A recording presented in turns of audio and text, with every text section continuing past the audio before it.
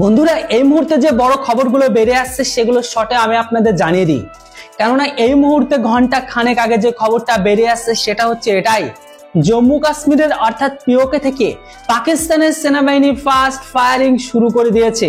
আর সেটারই রিটালিয়েশন হিসেবে ভারতের সেনা গুলি চালাতে শুরু করে দিয়েছে। বলতে পারেন দুই পক্ষের মাঝে গোলাগুলি শুরু। তো এই দিকে খবর এটাও আছে, ভারতের ফার্স্ট রিটালিয়েশনে ভারত ডাইরেক্ট ওদের উপর আরপিজি কে ব্যবহার করে। সেখানে শুনতে পাওয়া যাচ্ছে পাকিস্তানের সেনা মারা যাবার খবর। তবে এটা এখনো কনফার্ম নয়, জাস্ট খবর এখন এতটুকুই যে দুই সেনার মাঝে গোলাগুলি ভীষণভাবে জারি। তো অপরদিকে আবার পাকিস্তানের ঘরের ভেতরে ভারতের যে এম্বাসি ছিল, সেই এম্বাসিতে পাকিস্তানের ঘরের ভেতরে যে সমস্ত ইসলাম প্রোডাক্ট গ্রহণকারী ভারত বিরোধিতাকারী বা টেররিস্ট গুলো ছিল তারা সেটিকে ঘেরাও করে এমনকি ভাঙার চেষ্টা করে। তৎক্ষণাৎ পাকিস্তানের তরফ থেকে বলে দেওয়া হয়েছে ভারতের দূতাবাসকে তৎক্ষণাৎ যেন তারা ভারতে নিয়ে যায় বা পাঠিয়ে দেয়। এর সাথে সাথে আরো একটা খবর এটাও আছে, টিআরএফ এর প্রধান, হ্যাঁ বন্ধুরা, টিআরএফ এর যে লিডার, উনি ভিডিও কলের মাধ্যমে কয়েক সেকেন্ডের ক্লিপে তিনি স্পষ্ট দেখিয়ে দিয়েছে বা বলে দিয়েছে যে এটা খুবই একটা জঘন্যতম আক্রমণ বা জঘন্যতম ঘটনা, আর এই ঘটনায় আমাদের কোনো হাত ছিল না। কিন্তু আপনারা যদি সেই ভিডিও ক্লিপটিকে দেখে থাকেন বা এখনো পর্যন্ত না দেখে নিন, তাহলে অবশ্যই আপনারা চাইলে দেখে নিতে পারেন। সেই ভিডিও ক্লিপে উনার যে ফেসের ইমপ্রেশন ছিল সেটা ছিল দেখবার মতো। কেননা উনি ভয় করছে, এতদিন পর্যন্ত যা হয়েছিল এই মুহূর্তে উনার খেলাফ ভারত যদি কোনো রকম অ্যাকশন নেয় তাহলে হতে পারে আননোন গানম্যান দ্বারা ঠোকায়। তাই উনার চোখে মুখে এতটা ভয়ের স্পষ্টতা দেখতে পাওয়া গেছে, কেননা উনি কোথাও না কোথাও ভীষণভাবে আতঙ্কে ভুগছে। শুধু উনি বললে ভুল হবে, এই মুহূর্তে পাকিস্তানের জলসেনা, বায়ুসেনা, স্থলসেনা, এমনকি প্রত্যেকটা মানুষ থেকে শুরু করে পাকিস্তানের প্রত্যেকটা সেনার ভেতরে গলা থেকে শুরু করে নেস পর্যন্ত শুকিয়ে গেছে। এর সাথে সাথে ভারতের তরফ থেকে পাকিস্তানিদের বের করে দেওয়া ভিসা বন্ধ, জলের যে চুক্তি সেটাকে পর্যন্ত রদ করে দেওয়া, অল ওভার সব দিক দিয়ে স্ট্রাইক শুরু হয়ে গেছে।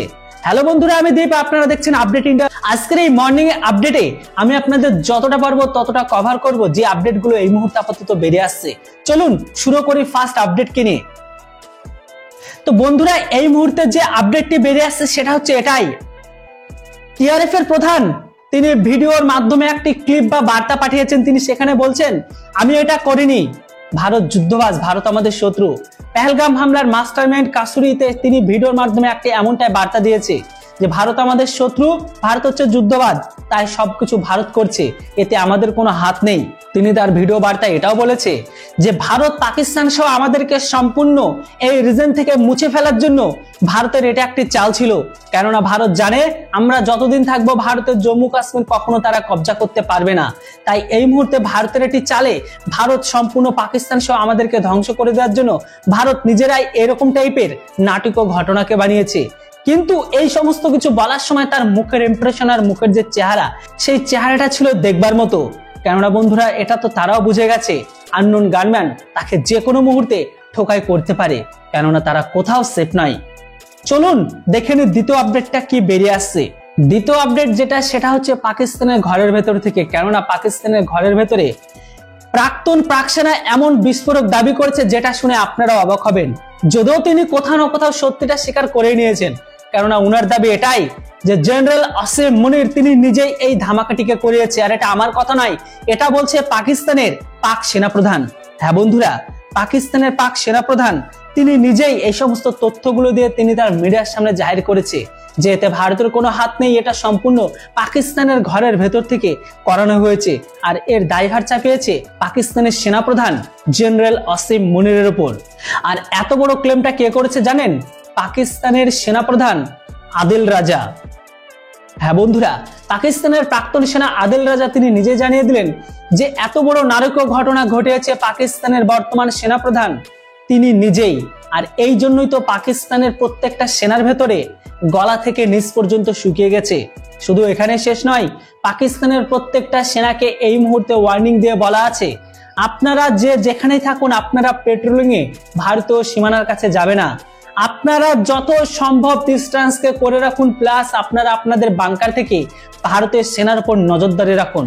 কেননা তারা এটা পর্যন্ত এখনো বুঝতে পারেনি যে ভারতের সেনা কোথায়, কখন, কিভাবে তাদের উপর রিটেলিয়েশন বা আক্রমণ করবে। কিন্তু পাকিস্তান এটা ঠিকই বুঝে গেছে যে তাদের উপর আক্রমণ হবেই হবে।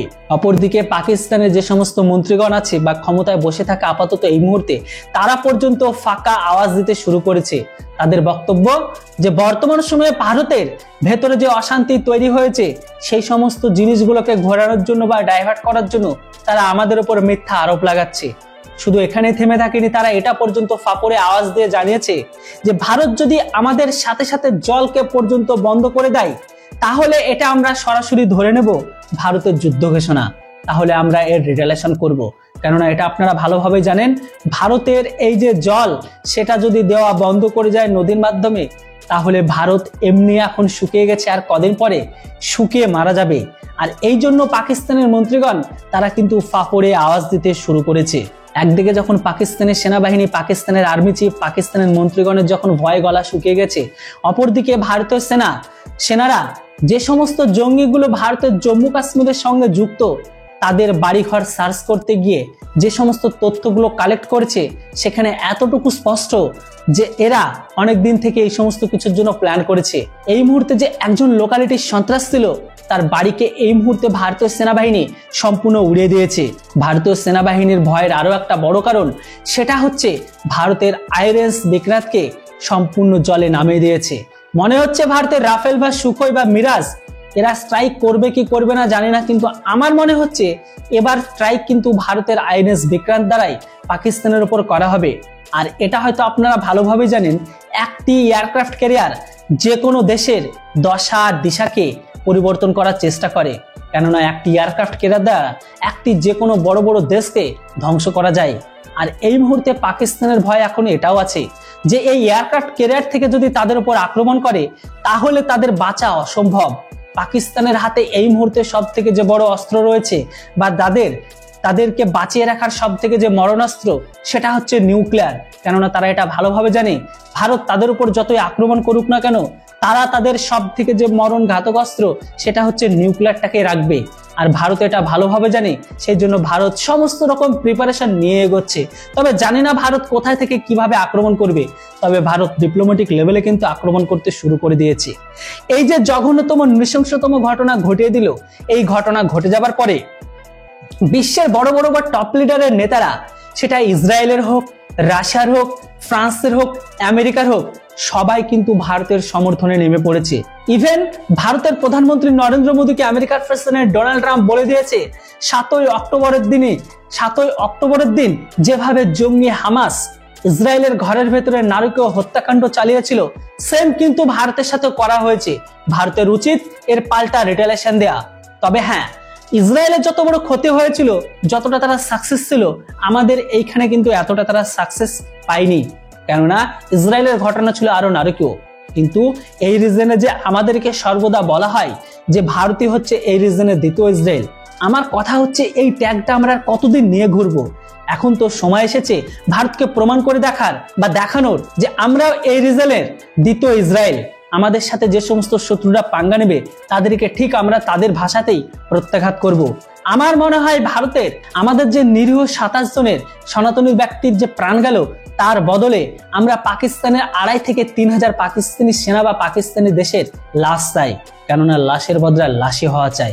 যাই হোক, খবর এখন এটাও আছে জম্মু কাশ্মীরে পেহেলগাঁও যখন নিরীহ 27 জন সনাতনী ব্যক্তিকে টার্গেট করে হিংসাতে খুন করা হলো বা শুধুমাত্র হিন্দুদেরকে টার্গেট করে যে খুন করা হলো, তারপরে কিন্তু অসমের একজন বিধায়ক, সে কিন্তু ইসলাম প্রোডাক্ট গ্রহণকারী টুপি দাঁড়িয়ে রাখা একজন টেররিস্টই বলতে পারেন, সেই বিধায়ক তিনি খুশিতে সোশ্যাল মিডিয়ায় অনেক ধন্যবাদ জানিয়েছিল পাকিস্তানকে। শুধু এখানে তিনি থেমে থাকেননি, এই কাজের জন্য তিনি তাদের বাহবা দিয়েছে।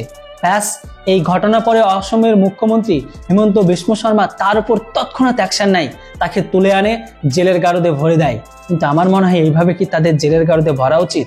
ওরা যেভাবে পাকিস্তানকে মেসেজ দিতে চায়, আমাদেরও উচিত এইরকম টাইপের দেশের ভেতরে যে সমস্ত ইসলাম প্রোডাক্ট গ্রহণকারী টেররিস্ট গুলো ভারতের বিরোধিতা করবে তাদেরকে প্রকাশ্যে এনে হেডশট করা উচিত, যেন এই দৃশ্য দেখে তাদের ওই ঘরের ভেতরে একটা মেসেজ যায়। ইভেন যে সমস্ত ইসলাম প্রোডাক্ট গ্রহণকারী টেররিস্ট গুলো তারা ভারতে থেকে ভারত বিরোধিতা করবে, তাদের ভেতরে যেন ঢুকে যায় যে ভারতে থেকে ভারত বিরোধিতার ফল এইরকমটাই হবে বা এরকমটাই হওয়া উচিত। আপনারা কি বলেন?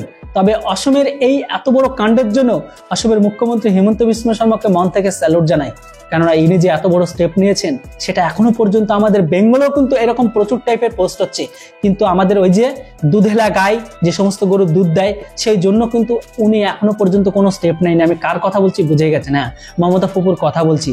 যে সমস্ত ভিডিওগুলো ক্রমশ ভাইরাল হচ্ছে, কিন্তু ওনারা এখনো পর্যন্ত এর উপর কোনো স্টেপ নেয়নি। যে ভিডিওগুলো আপনারা সোশ্যাল মিডিয়ায়, সেটা কমেন্ট হোক, সেটা ভিডিও হোক, আপনারা দেখেছেন। আর এই মুহূর্তে যে শেষ আপডেটটি বেড়ে আসছে সেটা হচ্ছে এটাই, সেটা পাকিস্তানের তরফ থেকে, সেটা হচ্ছে সিন্ধু চুক্তিকে নিয়ে। সিন্ধু চুক্তি বন্ধ হওয়ার সাথে সাথে পাকিস্তানের ঘরের ভেতরে হাহাকার শুরু হয়ে গেছে।